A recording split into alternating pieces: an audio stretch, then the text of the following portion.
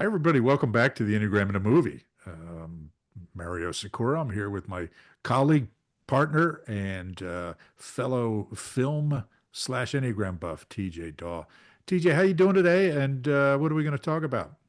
I'm really well, thank you very much. We are here to talk about the movie A Real Pain, Hmm. which was nominated for a couple of Oscars, and Kieran Culkin just won Best Supporting Actor for this role. Yeah. What did you think of? Well, it's hard to say. I don't know how many of the movies, that or the nominated performances you saw, but do you have an opinion on whether it was a deserving win or I honestly don't give a shit who actually wins. yeah. Like and off the top of my head, I don't know how many of the You're other such a nominees. Canadian, man. You're such a Canadian. All right, go ahead. What I appreciate about the Oscars and any award ceremony is that it brings attention to me and to other people to a handful of what are probably going to be high quality films and performances. Right. So, whichever one, anyone who knows the history of the Oscars knows that there are movies that have won Best Pictures that are reviled now or have been forgotten or both, Yes. and vice versa. It's Yes. not the kiss of death. It's not the great blessing that ensures legacy. It's kind of arbitrary. Yes. So it's like it might increase the chances that something gets remembered and watched and loved in the future, but it certainly doesn't guarantee it. Right. Right. And there are also tremendous famous snubs, right? Like Goodfellas not winning, for example, or Pulp Fiction, or Citizen Raging Kane. Bull, Citizen Kane, Citizen Kane not winning, right? So, Yeah, for sure. absolutely. All right. Good. But so I basically never watched the ceremony, Ah, but I always pay close attention to who's nominated. And then Matt gives me a viewing list that I gotcha. try to get through as much of it as I can. Gotcha. All right. So, And that is one of the things that drew A Real Pain to my attention. uh, Like it's a pretty minor independent film, right. no special effects. It's not based on franchise. I really doubt I had that big of a budget to make it, much less to market it. Right. But the quality of it was enough that it made some ripples, and then getting nominations for Golden Globes and then Oscars and then a win Yeah. ensured that it would be brought to the attention of many people, including me. Yeah. So I'll tell you what, why don't you tell us about the movie? I will come back to Kieran Culkin's performance as we go, because I think it's actually kind of hard to talk about the performance without talking about the character, which means talking about the plot. So tell us about the movie first, and then we'll, go into some of the performances. Absolutely. So this is the story of two cousins, David and Benji Kaplan, played by Jesse Eisenberg and Kieran Culkin, respectively. They're 3 weeks apart in age, and they never say how old they are, but I would guess about 40 or early Yeah. 40s. And they inherit a bit of money when their grandmother dies. And this money is specifically requested on her part that they use it to do a voyage to Poland, where as a Jewish woman, she was born and grew up and escaped the Holocaust narrowly. Yes. They don't say exactly how, but that happened. So they do exactly that. They join a tour of Poland. It's a guided tour, and all the other people there are Jewish, most of whom have ancestors who escaped the Holocaust or didn't.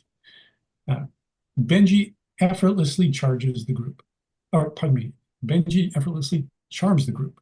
He's just got this natural charisma. He makes friends immediately, whereas David's just a lot more trepidatious and anxious and reserved. Yeah. But then Benji has these sudden mood swings and will suddenly turn on another member of the group or on the guide or what have you. And he keeps leaving these messes that David has to clean up. And one of these, David spills it to the group that 6 months before Benji had attempted suicide. So after the group visits a concentration camp, the two cousins leave the tour as planned to go specifically to the town and address where their grandmother last lived, and they find it. And they, engaging in a symbolic Jewish ritual, place a stone on the front step of the place and get barked at by a neighbor for leaving an obstruction. Then they return to the U.S. and go their separate ways at the airport. Yeah. Yes. And it sounds like a very simple movie. In a lot of ways it was, but there was a tremendous amount of depth to it too. Now, it was directed by Jesse Eisenberg, correct? Who and, played and written. and written, okay, who played one of the cousins, and he was basically just playing Jesse Eisenberg, right? I mean, I think he's got two kind of characters. I like him a lot, but he's either the guy from the zombie movies, or Zombieland. Zombieland. Yes, thank you. Or he's Mark Zuckerberg in the Social Network. So he seems to either play a five or a six, typically in my experience, and I think a pretty six-ish character here. But before we get into talking about it, some things I'll say about the movie. Now, number one, my background is Polish, right? My father and his parents were born in Poland, and I was actually there in 1980 in a very different time, right? So this was the height of the Cold War. Jimmy Carter was still president. The U.S. was boycotting the Moscow Olympics at the time, so a lot of tension between the United States and the Soviet Union. Now, Poland was not part of the Soviet Union, but it was a kind of a satellite Eastern European state. And very, very, very difficult time for Poland. And so it was very interesting for me, from a family history perspective, to see this movie, which was quite beautifully shot. I thought. I mean, it was a low, like you said, a low budget movie, but it captured the architecture and the beauty of the country. Particular, I think it was mostly filmed around Warsaw. That was, very, very beautiful, a beautiful place. So I really enjoyed that and was moved by the history of the country. My family's not Jewish, but my father did grow up in refugee camps during the war in Poland and Germany. So it was it was a nice emotional experience for me as well. In addition to that, for what it's worth. Couple, a couple questions just to Yeah, follow up on that. yeah, Did it look in the movie similar to the way you remember it? Because a lot of buildings are old, they predate the yeah. Cold War. Yeah, yes. I mean, now I spent most of my time, so we flew into Warsaw, but immediately left to go. We were visiting, I went with my grandmother, and I was 16-ish, I guess, 16, 17. And we went to visit my grandfather's family. He had passed away the previous year. So so we loaded up suitcases filled with T-shirts and shorts and things from Kmart, right, with logos on them. Back then, it was popular to put like iron-on stickers, on shirts and stuff, and they had never seen anything like that, right? I mean, they were just amazed at these cheap, shirts that we got from Kmart. So we took all this stuff, but my family, my relatives lived in a very rural area. We did end up going to Gdansk for a while, and it was shortly before the uprising there, right? So again, a very historic time. Um, the countryside, very reminiscent of what I saw, right? I mean, it very much looked like it, and some of the more historical places that we did visit. Um, um, Yes, I mean that's what it looked like, right? Now, a lot of the places I saw, there was a lot more Cold War architecture as well, which they didn't highlight in this movie. Um, the other thing, one of the things about Poland is because it fell so quickly, it wasn't damaged as much as a country like Germany was, for example, right? You can go to places in Germany like Frankfurt, Darmstadt, in that area. There's not a building standing from prior to 1946, 47, right? The only city I think that wasn't, pretty devastated in Germany was Heidelberg, because Eisenhower wanted to use it as his headquarters once the war was over, so they kept it intact. Anyway, so yeah, long-winded answer. Yeah, it did look. It was the Poland I recognized, basically. Ah, Yeah, interesting. yeah. And From you answered my other question, which was the reason for the trip. Yeah, yeah. So, yes, my grandfather had passed away, so we were going to see it the previous year. So we went to visit his family. I spoke not a word. Well, I didn't. I spoke a little, tiny bit of Polish. Nobody there spoke English. My grandmother's English was very hit or miss, so it was a very long month for me, quite frankly. I read Shogun twice in the month I was there. So, A classic work of Polish yeah. fiction. Yeah, that's right. Well, it was the only book I had. I picked it up at the airport on the way, and I was stuck there for a month with Shogun. Yeah, But growing up in Vancouver, yeah, my family got to know some different Polish refugees.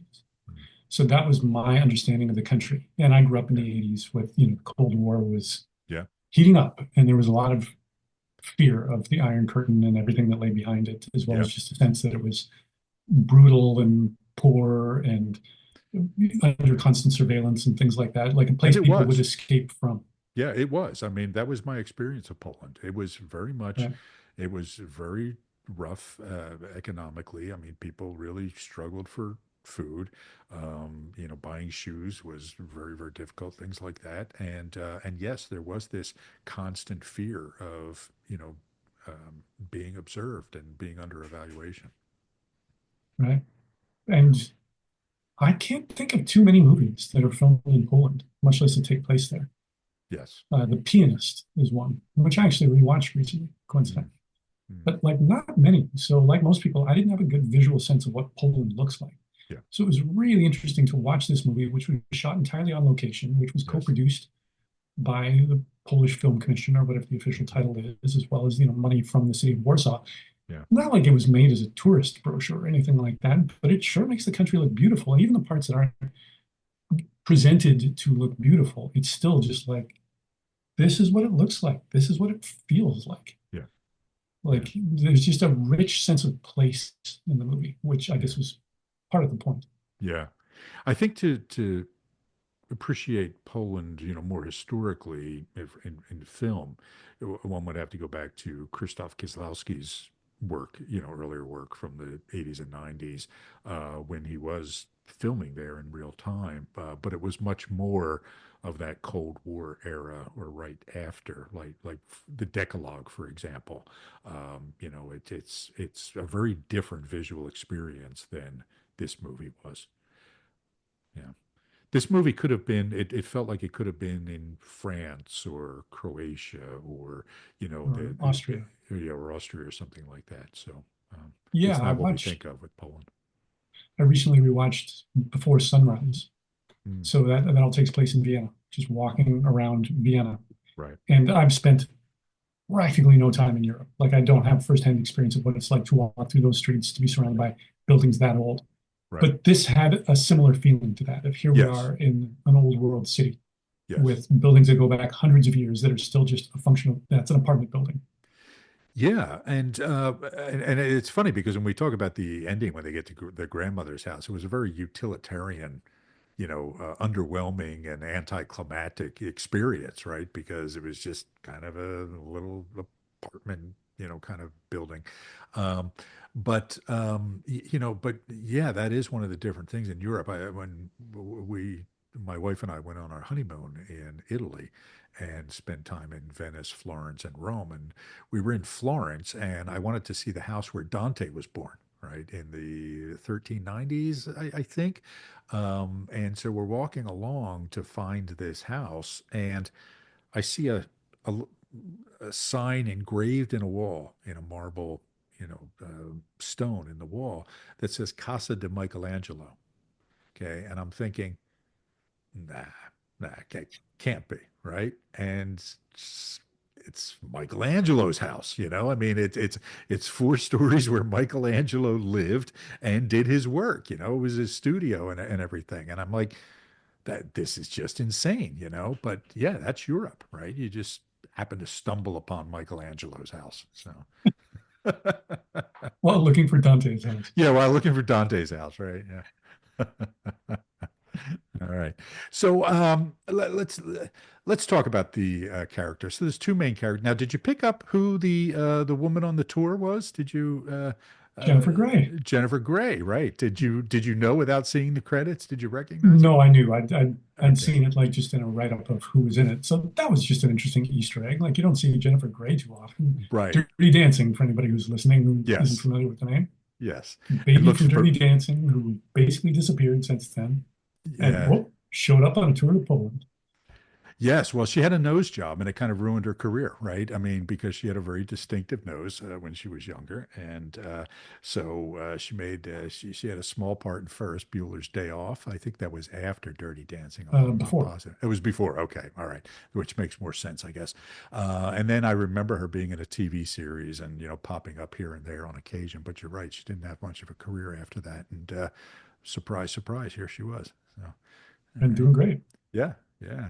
So let's talk about Jesse Eisenberg first. Speculation on Enneagram type for thing. Well, we alluded to this earlier, but Yeah. almost a cartoon of a six. Like, like if you wanted to give like, folks, here's the stereotypical presentation of a six. Yeah, Many sixes are like this, not all yeah, are.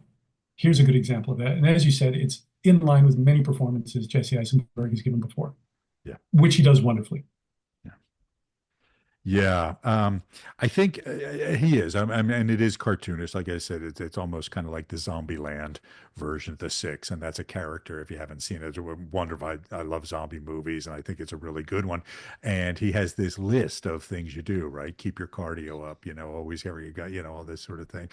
You know, never always look in the back seat. This list of rules in order to stay safe. And this character was pretty much the same. I think that for a better portrayal of a six from him, there's the series, the limited series that he did with Fleischman is in Claire trouble. Danes. Yeah, Fleischman is in trouble, which I think was Fabulous. a much better depiction of a type six and with Claire Danes. So I would look at that for a good six character that's very realistic and not cartoonish. So, But um, yeah, his speaking style was kind of a nervous, stuttering demeanor. yeah, The first time we see him in the movie, he's in a ride on his way to the airport and he's calling his cousin multiple times, just to let you know I'm a little delayed, but yes, I'll be there. Call me when you get this. Just let you yeah, know we've hit a slowdown in traffic. Call yeah, me. He never gets a call back. Doesn't right, seem miffed by it, but keeps doing this. Like, I right, got to check. I got to make sure. Like, right, is he wondering right. where I am? Is he wondering when I'm going to get there? Yeah. Like, that Yeah. just seems to be his approach to life. Yeah. In case you haven't left yet, there's a lot of traffic on the BQ. So you want to make sure you get there a little bit early. And then 5 minutes later, it's like, yeah, the traffic kind of cleared up now. So you'll be fine, I think. Yeah. Yeah. And not knowing what we know is that his Yes. cousin's already there. Yes. He's been there Yes. since before David, the Jesse Eisenberg character, even Right. left. Right. He's also got a strong sense of responsibility. I guess that's part of what we've just been talking about, this sense of Yeah. like, I gotta let you know the stuff you need to know. Like you might be late too, and then maybe Yeah. we'll miss our flight. Yeah. Um, as well as a sense of loyalty. You don't get the sense that these cousins are incredibly close anymore. They Right. talk about having had a history, but their lives have gone different directions. Yes. And a simple way to parse this is that the Jesse Eisenberg character grew up, the Kieran Culkin character kind of didn't. Right. Right. So he's got some self-consciousness about that. Like, we're kind of in different places. I'm a successful ad guy. You're Yeah. kind of spinning your wheels in upstate New York. Yeah, and the Kieran Culkin character was more belligerent about that, right? I mean, he had this sort of mocking approach to the work that Jesse Eisenberg did, which again was just clearly coming out of insecurity, in his own Right. right. So, yeah, all right. And part of his responsibility too, there's an incident where Benji, Kieran Culkin, just kind of blows up in the middle of a dinner in the middle of the tour and then takes off. Mhm. And then David spends the whole night trying to find him, alternately going out and looking for him or just waiting in the hotel room for him to show up. Tries to Right. call him. He gets the message that the mailbox is full and he's just left flummoxed. Yes. So he's not somebody who can just turn his back on someone and say, I'm sure he'll be fine. Or if you want to throw a tantrum, that's fine. You made your bed, you'll lie in it. There's, again, this kind of anxious sense of responsibility. Like, he's my cousin. We're here on this trip together. I don't want him to ruin this for himself or for everybody else. Don't want him to get lost. Like, ah. Yeah. So one of the story patterns I see a lot with sixes is a six tries to hold it all together. And I always have the image of the little Dutch boy with his finger in the dike. And like, oh no, another leak is sprouted. Oh no, another one, another one, another one. And if I don't take care of it all, this whole thing's going to come down. And my sense is that a lot of sixes go through life like that. This kind of overwrought sense of responsibility, this sense that like catastrophe is about to strike. Yeah. So I've got my duct tape and I've got my plucky attitude, and I'll Yeah. just do everything I can to keep it going. Yeah. And I saw a lot of that in this character. Yeah, and what the dynamic tends to be with sixes in that situation, right? So there is this, again, sixes are striving to feel secure. Okay. And so they're very often thinking that I'm the only one who's worried about this stuff. So I have this added burden and responsibility to make sure that, all the holes in the dike are plugged. Okay. And then they get to a point where they say, you know what, man, screw this. I am tired. My fingers are waterlogged. You know what? I'm just going to crash. I'm going to go hide. I'm going to run away and let somebody else take care of it. Okay.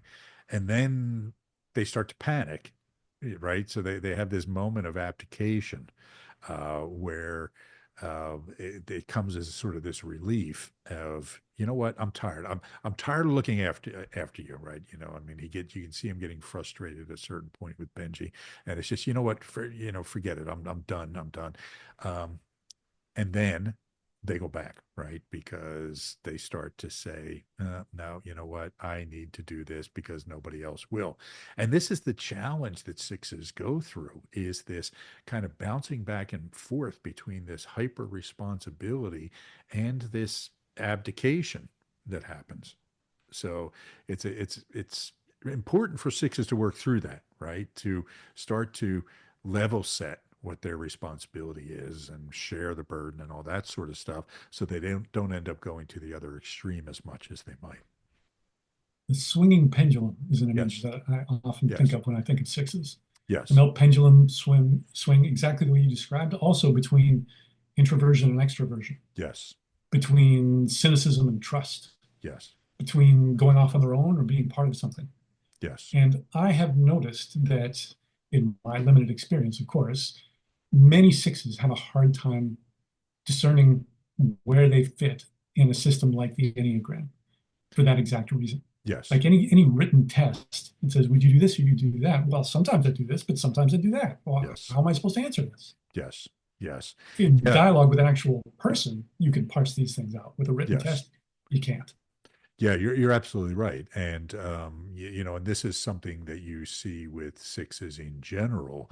Is, like you said, this penduluming game, but it's even just, like you said, sometimes I'm like this, and other times I'm like that. Sometimes they're extremely fearful, and then other times they get very aggressive, right? And, there's perspective on the six, that there's phobic sixes and counterphobic sixes. The reality is that all sixes are both, right? Some are more counterphobic or aggressive, and that's the transmitting six. It's a Mel Gibson kind of character, right? Usually, that's that. And, well, I won't jump ahead to the next episode, but we're going to come back to that. And others are more fearful, the Woody Allen-ish, kind of character. But even in the Woody Allen characters, you see these moments of aggression that come out, right? Where it goes from this fear and timidity to, to real assertiveness at times. So it's a common phenomenon. Not an easy path, I would also No. say. And I would say that he was probably a preserving six. Very focused on security and safety and stability and, consistency and making sure we're on time and that this is going here and so forth. And one of the things I notice about preserving six is that they tend to be highly verbal, right? Usually the preserving subtypes are more withdrawn of, than the other types, right? Than a navigating or a transmitting version of the same type.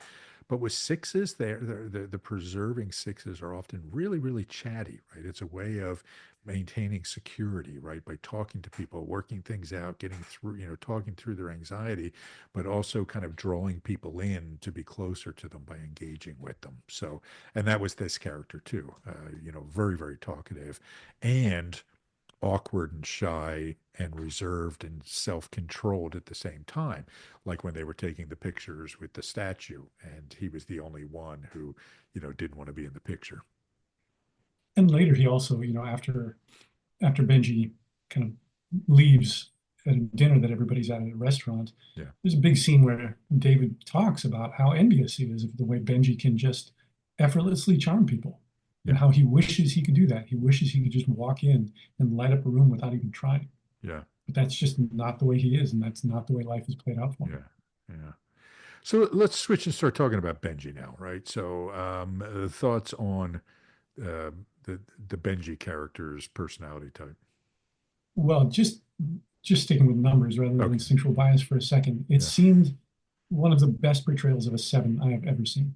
Yeah. One of the best well-rounded portrayals is a seven. Yeah. Sevens are often presented one-dimensionally and sometimes positively so. They're the bringer of joy, of life, of fun. They're energetic, they're free associating, they're entertaining people, they're bringing people up. Hmm. When sevens have a supporting role in a movie or a TV show, they're often just hilarious. They're just the bringer of light. And comic relief very often in a way as well. Yeah. Yeah, so aside to sevens that we don't see as often, but is absolutely there, is the darkness. Yeah. Because sevens suffer just like anyone.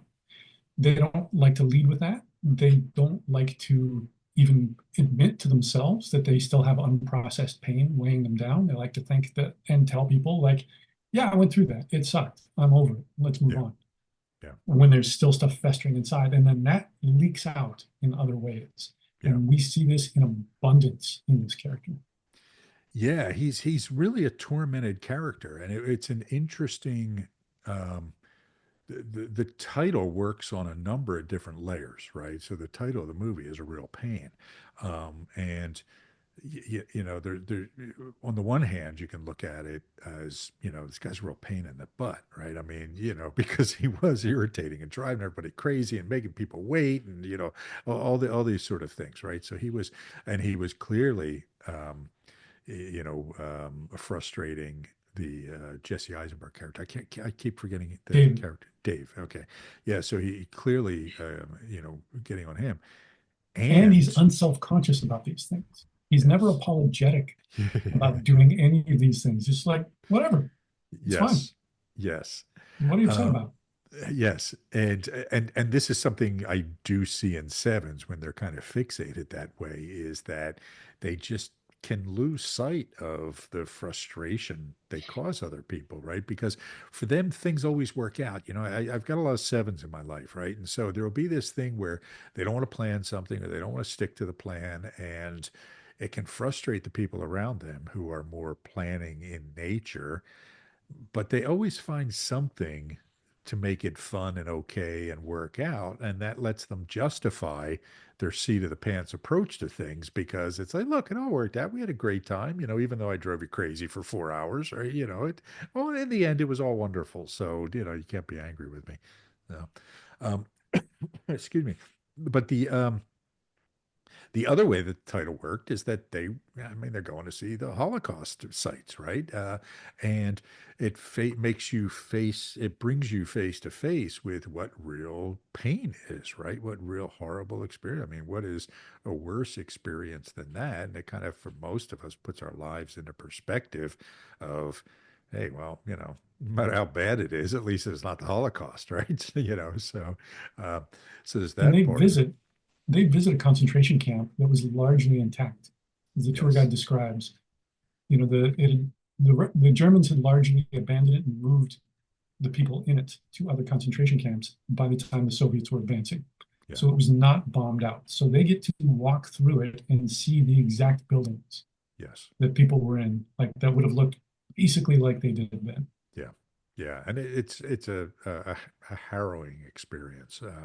You know, the third level that the title works on is that Benji's in serious pain, right? And so, and to your earlier point, this is one of the things we see in sevens and often gets overlooked, because what everybody sees is um, the manic, happy, optimistic, have fun version, but they don't see that horror in his eyes, that terror. I mean, even when he was in the beginning, he had been at the airport for hours before Dave got there, right? And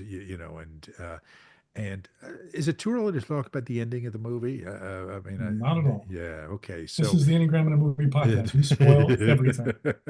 no, and I'm not worried about spoiling it, but I just, didn't want to, cut off our conversation prematurely here by bringing up the end of the movie. But, so when they first meet at the airport, and as you said, Dave is, calling along the way and saying, make sure you're there, that sort of thing. Turns out that Benji had been there for hours and talked about, oh yeah, it opens at like 6 in the morning. You can come here and just hang out and, watch people and, blah, blah, blah. You meet the And craziest people here. you meet the craziest people, right? Even And though in what we see, he's not interacting with anyone. He's just yes, sitting there. and he's probably the crazy one that they do meet anyway, if he, if he Right. does, uh, but it's the end that's so heartbreaking, right? Because they're getting ready to go back, and Dave goes his way, and just assuming that Benji's going to get off to was it Rochester, I think, that where he lived. Binghamton. Binghamton, okay, yeah, um, and instead he goes and sits in a seat with just this look of sadness and terror and fear and heartbreak and loneliness all sort of mixed together, that again showed you the pain underneath all this happiness. And I gotta say again, this is not something that's often talked about in the literature, but I have found, anecdotally speaking, that sevens are one of the types that are most prone to issues around depression and panic and anxiety. So, thoughts on And all that? in, yeah, well, that ending that you described is Yeah, directly preceded by the goodbye with David, yeah, in which he just assures him that he's fine. yeah, That him staying at the airport, like he says it with a smile on his face that is convincing of like, no, I like being here. yeah, Airports are great. You meet the craziest people. yeah, He waits until his cousin is gone before he sits in solitude. And we, looking at him through the camera, can see this unguarded side of him, which is yeah, in a lot of pain. yeah, But there's yeah, a sense of like, I don't want to bring other people down. Also, I got a sense from the ending that he didn't want to be by himself. yeah, Like, even though he's not interacting with the people around him, they easily could have written that in. Like, he strikes up a conversation with somebody, he starts flirting with someone, yeah, he offers somebody, you know, a French fry or something like that. He didn't do that. He just sits there amidst all of the people. So he's yeah, still by himself, but he's not by himself. He's surrounded by humanity, he's surrounded by energy, and there's yeah, just the hope, I would imagine, that the demons aren't going to be able to get me if yeah, I'm here. I'll be yeah, okay as long as busyness is around me. yes, yes. There was a moment, and I think it was when he first sat down there, where he's kind of, you can see him looking at other people as if he's considering engaging with them, right? And or if he's looking for solace of some sort, but he doesn't. He just keeps to himself. And you bring up a good point, is that the motion around me and not being alone is comforting, right? And we talk about the seven as somebody who's striving to feel excited, and people often interpret that as something that's positive. Okay, oh, we're going to go to a party. It's going to be so exciting. But excitement is it's stimulation, right? It's, I need something. I need to feel some kind of tingle. And so very often that commotion around them, some sort of noise, some sort of activity, muffles the pain that they're feeling inside. And airports are full of energy. Yes. People are there for a reason. Like they're waiting Yes. for someone to arrive. They're going somewhere themselves. They're double checking their Yeah. schedule, or they're frustrated because their plane got delayed or what have you. But Yeah. like stuff's happening, Yeah. whether you're interacting with people or not. Yeah. You pick it up if you're Yeah. aware of it. Yeah. I love airports. I got to tell you, I mean, I don't like the act of flying, but I'm one of those people. Number one, the idea of missing a plane is more than I could bear. So I'm always at the airport early, but I don't mind it. I mean, I just, for me, and I think it has to do with my navigating instinctual bias, right? I mean, like you said, there's always something interesting happening, right? Always somebody to look at, always somebody to listen to. If I wanted to, I could talk to somebody, but I usually don't. It's just, there's humanity there, and humanity in all walks and of all classes and of all, colors and, on and on. It's just, they can be very interesting places. It's a smorgasbord of humanity. Yeah. Yeah. And my sense is that Benji was a navigating seven. Yeah, probably. And that airport scene is one of them, also within the tour Yeah. group. Yes. He tunes in to other people.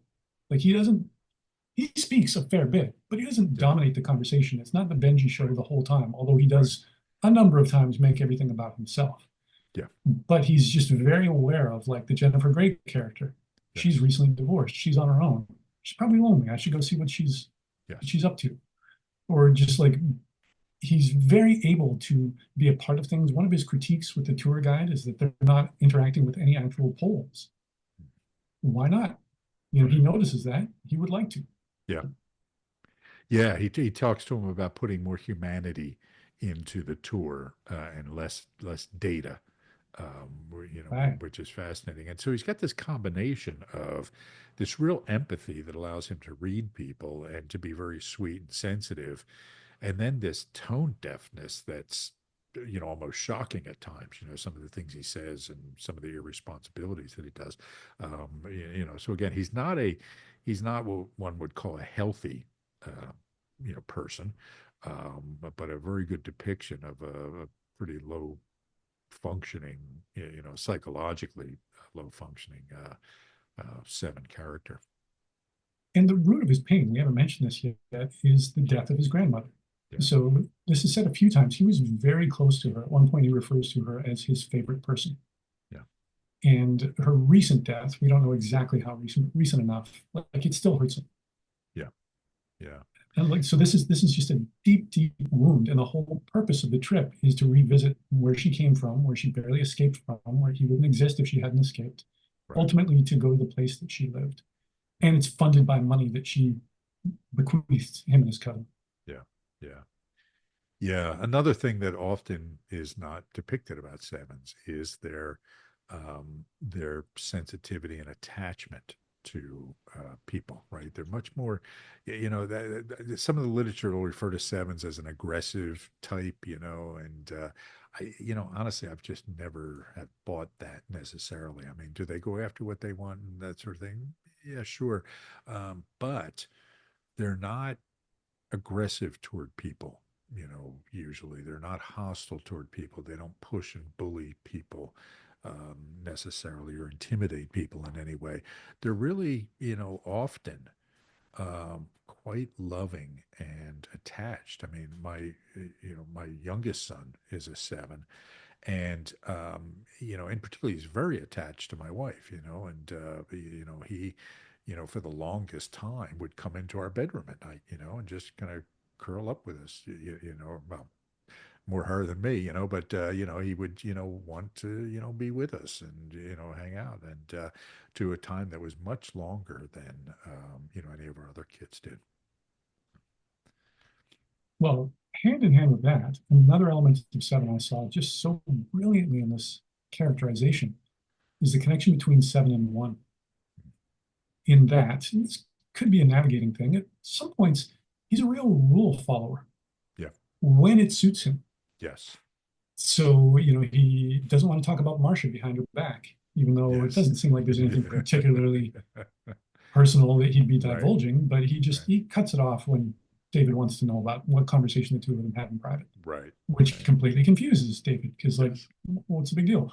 Or earlier when they're having a conversation about what David does for a living, he cuts them off so they can listen to the safety announcement on the plane.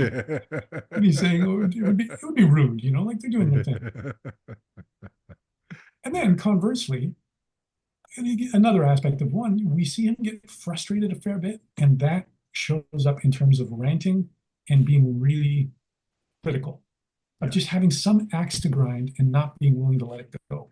Yes. And it seems arbitrary in a number of ways. It really seems to me, as somebody who knows different sevens and who studies the Enneagram, is like, look at that pain coming out in unexpected ways and unexpected destinations to suddenly just be indignant about the fact that they're in the first class car on the train. Yes. And just like he can't abide it. Yes.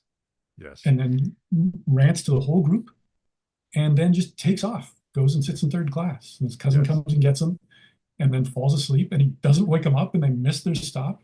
And then they have to sneak on. They don't have to sneak on. Like Right. he has the idea of like, let's sneak back on the train. Let's evade the conductor, get Right. back. And they do. It's Yeah. completely successful, Yeah. but not paying. And they sit in first class on the way back. And when David points it out, he's like, well, Oh, we well, are what are you going to do? Yeah. Yeah, now he's okay with it when it suits him. Yes. And this is another one of the things about sevens, and in my experience, a lot of sevens actually misidentify themselves as ones, and even an even more interesting phenomenon to me is I have seen multiple times where a seven will be misidentified as a one by their Enneagram teacher spouse. Like, honest to goodness, I have seen this at least 3 or 4 times, right? Where, and when I say Enneagram teacher, I'm talking about somebody, has done a couple of workshops or, whatever, right? Right. But, so it's kind of like almost everybody's an Enneagram teacher, it seems. But because of that frustration with what is compared to what could be or what should be, and that's where this hostility and this ranting and this anger and this perfectionism tends to come out, right? I thought this would be better, right? Or this could be better or should be better, and I can't. Can you, why is this happening this way? Why don't people get this? Why does Yes, everybody think that? Why can't they get on board with this thing that I'm all about? yes, yes. Yes, and it will tend to be related to the instinctual domain, the things that they get frustrated by, right? So the preserving seven will get frustrated by, food not being as good as it should be, or the bed not being as comfortable, or all that sort of stuff. Whereas navigating sevens will get frustrated by people not following the rules that they should. And it's usually some arbitrary set of rules, like you said, or some fleeting set of rules, but it's a set of rules anyway, or a set of, I'll say, social mores Right. that they feel people should live up to but don't. Yeah. Yeah, because another aspect of his character is he's very spontaneous, Yeah. pleasure seeking, some classic seven things. He mails himself a big bag of marijuana to Poland, which is waiting for him at the hotel. And when the clerk gives it to him, it looks like a bag of drugs. Yeah, and he Like picks it up and smells it right away. It's like, you marijuana's know, pungent stuff. Like yeah, you're not gonna yeah, stuff that in coffee beans or anything yeah, like that. It's just right, yeah. I okay. mean, it's almost like Wile E. Coyote with a box of TNT. It's like you might as well just write reefer on it or something. So And then he goes to the roof of the hotel to smoke it. uh-huh, And, much to the chagrin of his nervous, preserving sixth cousin, right, there's a door that says no entry. So he goes along with his cousin that we should go on there, and then just turns around and smashes through it. yeah, And he does this kind of thing a number of times. Same with like getting on the train and not paying the fare. Or later they do it again at another hotel. He follows another guest in, makes up some nonsense word to, like as he goes by the desk clerk, he says Blork, and then just rides up the elevator and again makes it to the roof. And they do smoke a joint and they do have a good time. Like yeah, he's I have had a number of sevens in my past who are brilliant for that. They'll just be these instigators of adventure, and they're leading the way, and everybody else might be nervous, but you kind of love getting caught up in their energy.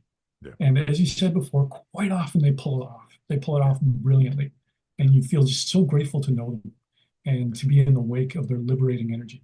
yeah, yeah. Agreed. Agreed. So I think the performance, if we go back to that he won the Oscar, and so we're recording this 2 days after the Oscars were held. Yeah. So and his Oscar speech was fantastic. By the way, it was funny and charming, and I think Kieran Culkin probably is a seven in real life based on what little I've seen of him. But it was such a sweet, tender, um, funny acceptance speech where he talks, to his wife about, a promise she made about having more babies if he won awards. So I encourage people to look that up. I'm sure it's on YouTube or something at this point if you haven't seen it yet. And I do find his style, it wasn't so bad in this one, but I know watching Succession, there were times when I just wanted to, tie him up and stick him with a sedative, because of that herky jerky, sort of energy that he had and that some sevens can have. But I thought that this was a fantastic performance by Kieran Culkin. So And the give me, leading role, as far as I'm concerned, supporting actor, that was a political choice. That uh, was strategic. agreed, Agreed. Yeah. Yes. Yeah. I think you're right on that. He was the co-lead of the movie. Yeah. Like, if you remove him, like, there is no movie. Right. Yeah. I mean, uh, he was kind of the central. You could say that the movie was about him, right? Yeah. So yeah, I would agree with that. And one really nice moment is on the train back from the concentration camp, or the bus back. Everybody else in the group is numb. One of them even uses that word when they're all just kind of debriefing as a group. Yeah. Benji is weeping. Yeah. He's bent over at the waist. He's not making a spectacle of himself. He's doing it quietly. But like, just there's so much pain. Yeah. So of Yeah. all people in that group, he's the one most able to access his grief in that moment. Yeah. And he's got a lot of tears. And there's a seven friend of mine who's a singer-songwriter who wrote a song called Leftover Tears, Mm. which I think captures that phenomenon really well. Just trapped grief. Yeah. That when you have the opportunity, you can just reach in there and pull some of it out and let it out. And it can be incredibly cathartic. Not that it ends with any indication that Benji's going to change his life in any Right. way whatsoever. Yeah. He seems to be exactly the same place at the end as he was at the beginning, literally, as Yes. well as emotionally. Yes. And it reminded me of kind of the Seinfeld dictum, right? Of no growth. You know, that they No never learning, wanted no the, hugging. right, and and it was, the ending in a way made me think of Anora, right? Which did win the Academy Award for Best Picture, and which we talked about in a previous podcast. But for me, Anora, I enjoyed, uh, and then the ending killed me, right? I mean, the ending just, for me, made it a brilliant movie and just kind of broke my heart. And I felt the same thing with this one, right? I mean, it was. I'll say that I appreciated this movie as a movie more than I did in Nora. I think only in the sense that it was tighter, it was more disciplined, it was pretty to look at, it was a interesting theme. Again, I liked the Nora a lot, although, like I said when we talked about it in the podcast, I thought it could have been edited a little bit more. Um, but again, the ending killed me. I mean, it was just it broke my heart, and so they had that in common.